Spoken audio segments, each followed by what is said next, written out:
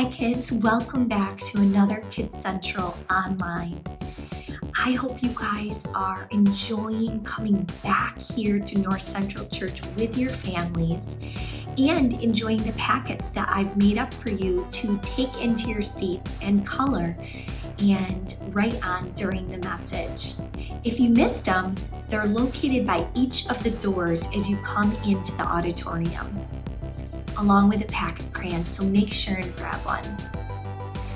So let's start with our June memory verse. This is going to be our last week with this verse, and then we're going to start another verse. You guys have learned a lot of verses so far this year about Jesus and who he is. Think about this. The person of Jesus is everything that we need.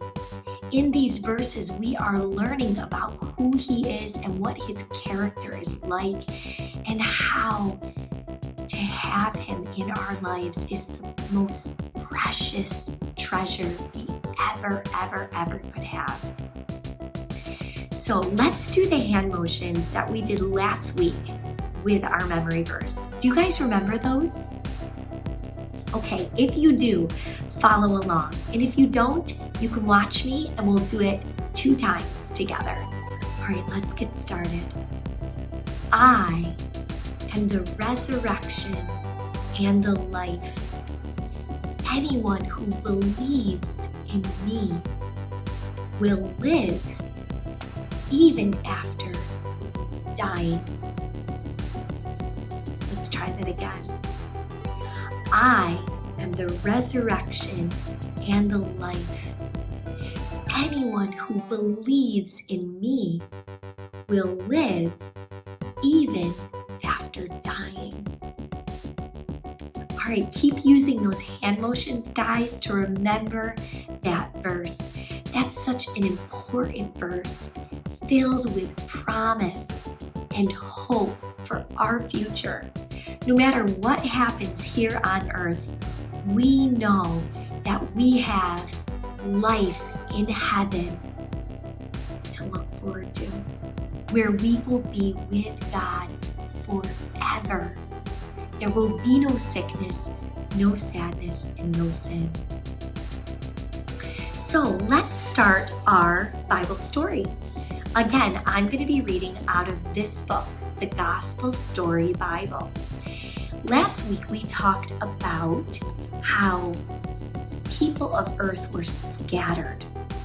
They tried building this tower and they thought of themselves as very important people here on earth.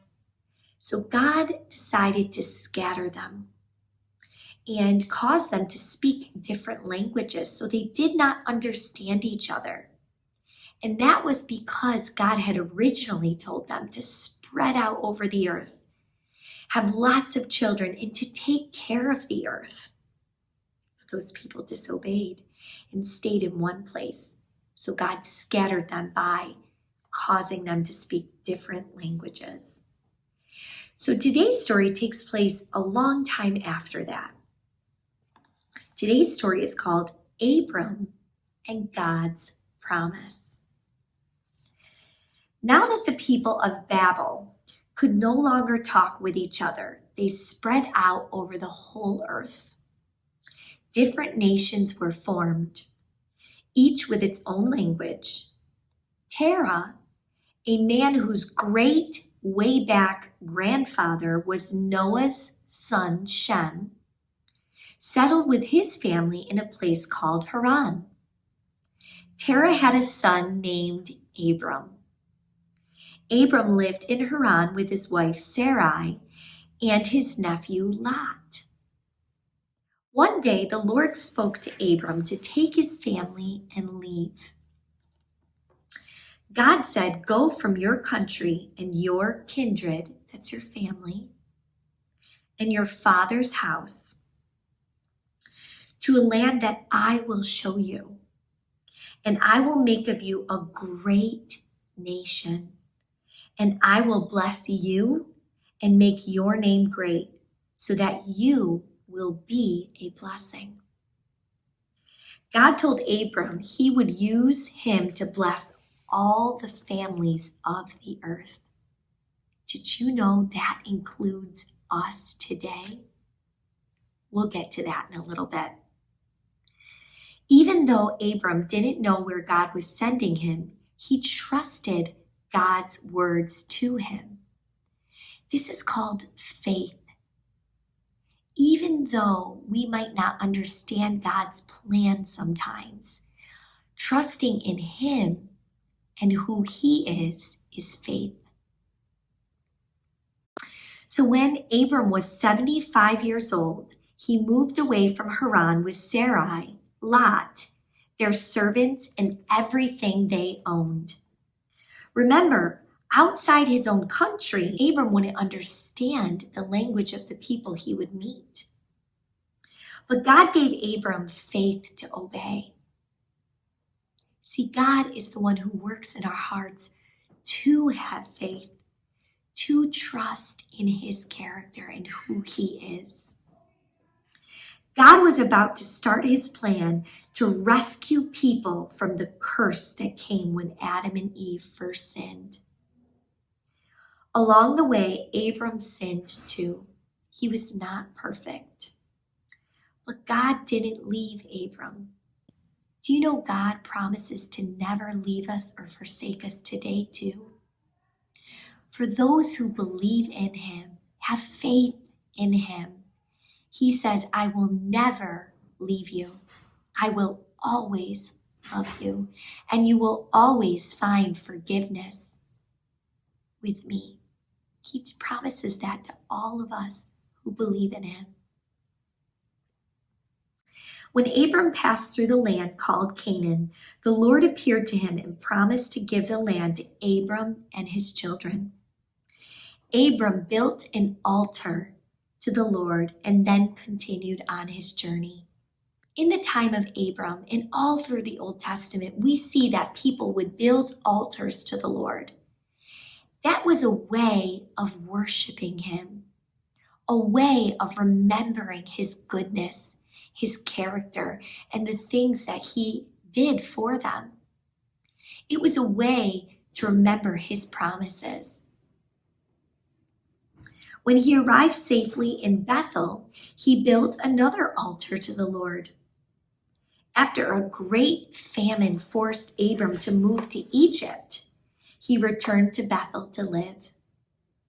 In all their travels, the Lord blessed Abram and Lot. Their flocks of animals grew and grew until they filled the land. After a while, there wasn't enough room for Abram and Lot to stay together. Each of their flocks needed so much land for food and water, even their shepherds began to argue. When Abram saw that they were running out of space, he asked Lot to choose where he wanted to live. Even that is amazing, right? Abram trusted God that no matter what land Lot chose, God would take care of him and provide for him. Abram showed selflessness by allowing Lot to choose first. If Lot wanted to go left, Abram would go right. Lot chose to live in a beautiful valley with lots of grass, rivers, and streams. With his family and herds, Lot traveled away from Abram. He went to the cities of the valley and pitched his tent near the city called Sodom. After Lot left, the Lord spoke to Abram and said, "Lift up your eyes and look from the place where you are, northward, southward, eastward, and westward. For all the land that you see, I will give to you and your offspring forever." God told Abram he would have so many children and grandchildren that they could not be counted. Just like the specks of dust on the earth can't be counted. Lot chose the best piece of land, but Abram received the promise of God. You see, we can have a lot of good things here on earth, but God's promise is more valuable. God himself is more valuable than anything we can have here on earth. Through Abram, we have all been blessed. Just as God promised, our God is a God who keeps his promises. He cannot lie. Because, and here's the promise that is extended to us today, because it is by the death and resurrection of Abram's great far-off grandson, Jesus, that all those who believe in Jesus inherit the promise of Abram forever.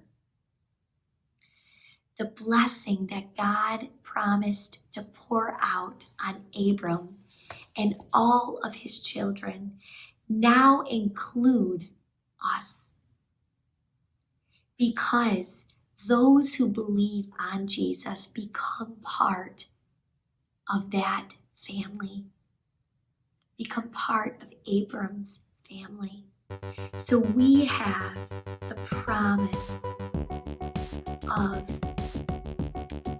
knowing our God, the God of Abram, becoming his children, and living with him for all eternity. So that is our story for today, guys. I hope you are encouraged and learning through these Bible stories. We will be keeping you guys updated on Kids Central and when we'll be starting that back up again. Until then, I hope you have a great week, a great summer, and I'm hoping to see more of you guys here on Sundays at North Central.